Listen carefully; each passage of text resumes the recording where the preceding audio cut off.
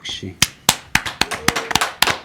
극강의 인사이트는 아니고 어서 들은 얘기였습니다. 민망하시죠.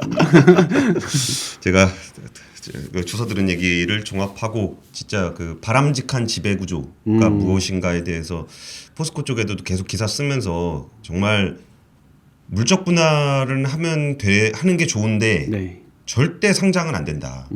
이게 지금 뭐 현대중공업이니 LG 에너지 솔루션이니 SK온이니 그거 다 그 핵심 사업 빼가지고 갖다 내다 팔아가지고 기존 주주들 막 엄청 손해 보고 막 30%씩 40%씩 주가 빠지고 그랬는데 포스코가 이번에 물적 분할안 철강 부분을 100% 물적 분할하는 안을 지주사 개편안으로 발표를 하면서 상장은 절대 하지 않겠다라는 거를 명시를 했습니다. 이게 뭐 오늘은 뭐 길게 설명드릴 건 아닌데 그 물적 분할안 자체가 문제가 아니에요. 이걸 갖다가 내다 파는 게 문제인데 내다 팔고 나면은 모회사 주주하고 자회사 주주가 다르게 되고 그러면 주주 간 이해상충이 발생하면서 거기에 기업 가치가 훼손이 돼요. 이런 게 문제인데 여기서 상장을 하지 않겠다라고 명시를 했고 이걸 또 지켜줘야 됩니다. 그리고 그전에 있던 회사들이 물적 분할한 다음에 그걸 상장시켰던 이유는 대주주가 증자하지 않으려고 하는 거예요. 오너를 위한 거. 근데 포스코는 오너가 없는 회사이기 때문에 굳이 그럴 필요가 없다. 그리고 나도 새 주식을 받고 싶다 그래갖고 인적 분할을 선호하시는 분들이 종종 있어요. 근데 종종이 아니고 꽤 많을 거예요. 하도 물적 분할로 상장에 크게 되다 보니까. 네. 그리고 대부분 지주사 설립을 하게 되면 인적 분할 방식을 했기 때문에 인적 분할을 하지 않겠느냐라고 애널리스트들도 전망을 많이 했어요. 근데 인적 분할 방식의 지주사 전환은 오너가 돈 한 푼 안 들이고 지분율을 거의 2배 이상으로 늘릴 수 있는 아니에요. 근데 원래는 그런 게 아닌데 인적 분할이라는 게 사실 인적 분할은 두 개 쪽에서 갈라서는 그러니까 비유적으로 설명하면 이혼한 다음에 재산 분할하는 그런 안건이에요. 그런 방식이에요. 근데 그렇게 했는데 왜 지주사가 설립이 되느냐, 모자 회사가 설립이 되느냐는 그 중간에서 뭐 주식 수합하고 뭐 자사주 마법 부리고 뭐 그러는 것들이 있어서 그래요. 근데 그거는 안 좋은 겁니다. 그러니까 멀쩡히 있는 회사의 지분율을 대주주는 돈 한 푼도 안 들이고 할 수 있는 일이기 때문에 그거는 별로 바람직하지 않은 방식입니다. 그래서 그 것에 대해서 하는 것은 안 좋다라고 말씀을 좀 드렸는데 오늘 맞추긴 맞췄는데 주가가 5% 5%나 빠져. 거의 5% 가까이 빠졌어요. 근데 이 부분은 아직 시장이 그 물적 분할, 그 기존의 다른 회사가 했던 물적 분할에 대한 공포가 있어서 그런 것 같아요. 그래서 이 물적 분할안에 대해서 많은 분들이 좀 더 그 정보에 대한 이해도가 좀 높아지고 전문가들이 이거에 대해서 이제 코멘트를 좀 하기 시작하면 좀 회복할 수 있지 않을까. 사라. 저는 지배구조안 자체는 정말 사라고 말씀드리고 싶어요. 그러니까 이런 지배구조안을 추진한 기업이 우리나라에 단 한 번도 없었어요. 왜냐면은 항상 기업을 분할하거나 합병하거나 하면 꼭 대주주한테 유리하게 했었기 때문에 대주주한테 유리하다는 거는 전체 기업 가치가 있는데 대주주의 기업 가치가 지분이 높아진다는 얘기는 나머지 주주들의 기업 가치가 훼손된다는 얘기랑 같은 얘기거든요. 근데 한국이니까 된다라는 그런 방식을 항상 해왔기 때문에 저는 포스코한테 기대를 많이 했어요. 여기는 오너가 없는 회사이기 때문에 오너 중심으로 지배구조 개편을 할 이유가 없거든요. 그래서 그런 부담 없이 좀 할 수 있을 거라고 좀 기대를 했었고 그 다음에 제가 분석했던 거 중에 틀린 거는 뭐가 있었냐면은 그 포스코의 2차 전지 소재 및 2차 전지 재료 사업이 있어요. 그리고 수소 사업이 있고 여기는 멀티플을 굉장히 높게 받아요. 에코프로비엠 PER 100배, 포스코 PER 3배 이렇거든요. 그러면 포스코 안에 있는 그 신성장 부분에 대한 가치를 제대로 평가를 받는다면 저는 좀 더 주가에 도움이 될 거다. 그리고 물론 걔도 떼다가 팔면 안 돼요.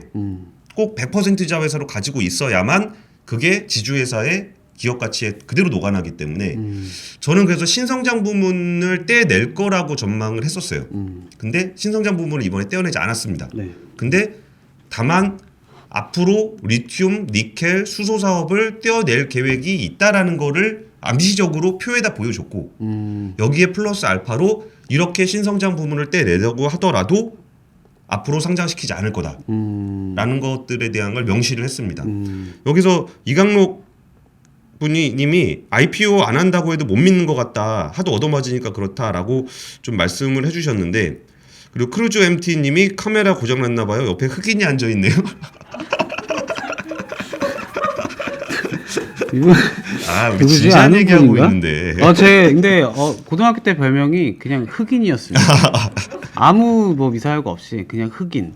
저 그거 되게 웃긴데요. 오랜만에 듣네. 우리나라 그 K-팝 스타들이 네네. 글로벌하게 유명해지니까 네네. 거기서 니가라는 표현이 이제 흑인 비하 발언이잖아요. 그쵸. 근데 싸이의 챔피언 거기서 소리 지르는 니가 그러면은 네. 흑인 분들이 기분이 나쁘다는 거예요. 그래가지고 내가라고 표현을 해라. 이렇게 표준어를 쓰자 뭐 이런 예, 뭐 딱. 어이. 네, 어이 내가. 네, 네. 소리 지르는 내가 이렇게 정확하게 내가 하고 내가는 다른 거기 때문에 그런 얘기가 아니고. 흑인 초대했어요. 그래서 정말 이 부분은 저는 포스코 보실 때 이거 저는 되게 재밌게 보고 있는데 포스코가 자원외교를 하다가 워낙 많이 말아먹었기 때문에 거기에 학습을 한 게 있어요. 그러니까 자원 사업을 지금 뽀피디가 바로 조명 틀어주고 있습니다. 더 굴욕적인 거 아시죠? 뭐 괜찮습니다. 저는 제 까만 피부에 자부심을 갖고 있기 때문에. 예, 여기서 키니까 굴이 동상처럼 번쩍번쩍거리는데. 아직 적용 안 됐을 텐데. 그래서 여기가 2차 전지 리튬이나 니켈 같은 거를 우리나라가 100% 사와요. 그러니까 원재료를 사오는 정도가 아니라 전구체 자체를 사오는데 네. 이 부분이 나중에 2차 전지 사업이 커지고 전기차 시장이 커지면은 분명히 재료 쇼티지 문제가 생길 거예요.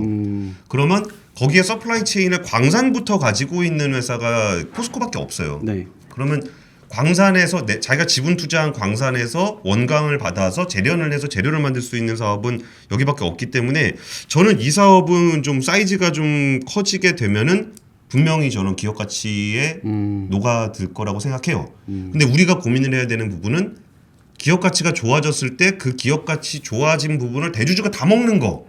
이 부분에 대해서 굉장히 저는 불쾌하게 생각하고 나쁘다고 얘기하고 있는 건데 여기서 그 포스코의 방식 물적 분할 100% 자회사 방식은 네. 그 대주주를 위한 방식이 아니기 때문에 충분히 가치 있다. 그러니까 이걸 하고 있는 데가 보면 뭐 지주사가 되면은 다 회사 분할해서 껍데기 되는 거 아니냐라고 걱정하시는 분들이 있는데 알파벳 자회사가 구글하고 유튜브잖아요. 네. 근데 알파벳을 껍데기라고 얘기하는 사람은 없거든요. 그쵸. 그 알파벳 주가가 올해 뭐 65% 이렇게 올랐으니까. 그래서 포스코도 철강 부분에 감춰져 있는 나머지 신성장 부분의 가치를 드러내주는 것도 굉장히 필요하다고 보고 한 회사 안에서 이루어지기 때문에 이렇게 부문별로 막 섞여 있고 비효율적인 부분도 지주사 개편을 통해 잘 될 거라고 보고 그리고 더 기대하는 게 있다면 포스코 인터라든지 포스코 케미칼, 네. 포스코 강판 같이 상장돼 있는 계열사들 저는 공개 매수해서 다 상장 폐지 시켰으면 좋겠어요. 거기도 주주 간 이해상충이 날 수 있는 부분이 있기 때문에 아예 상장 폐지를 시켰으면 좋겠다.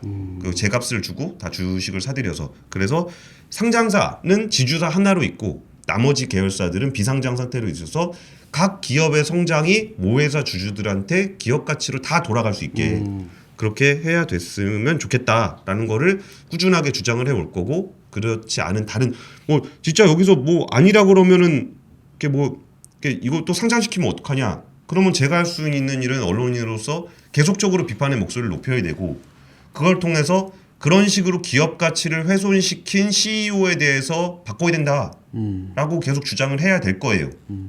물론 오너 회사 입장에서는 오너한테만 잘 보이면은 CEO를 시켜주잖아요. 그렇죠.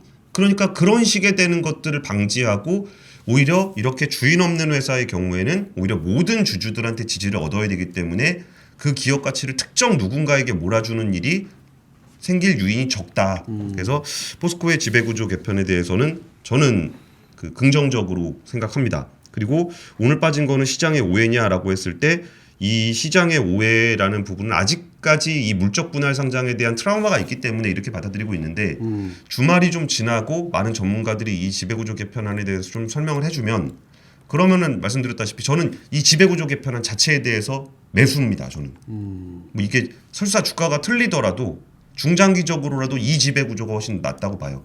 다만 아쉬운 거는 저건 있어요. 그러니까 뭐 재무적인 필요는 있었겠지만 신성장 부문을 따로 분할을 시켰으면 별도 재무제표를 작성을 하잖아요. 네네. 그러면 별도 재무제표를 가지고 또 여기서 기업가치 평가를 할 수 있단 말이에요. 네. 그러면 여기다가는 좀 더 높은 멀티플을 적용을 해서 기업가치를 더 높게 볼 수 있었을 텐데 이 성장 부분을 분할을 하진 않아서 결국은 이제 포스코의 그 재무제표 안에 녹아 들어가기 때문에 이 부분을 발라내서 평가하기는 쉽지 않을 것 같다.